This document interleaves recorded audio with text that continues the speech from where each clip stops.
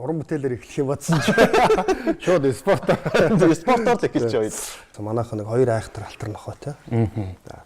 Моциклтэй үнийг бол хууд ач унгадаг. Морь сүулддэг, морины хондлон дээр гарч ирдэг. Тэгээд ер нь бол эднийхээс нэг жоохон холуур явъя. Нохой аюултай гэдэг. За хэрвээ ороод буугаад ирвэл хүүн аюултай.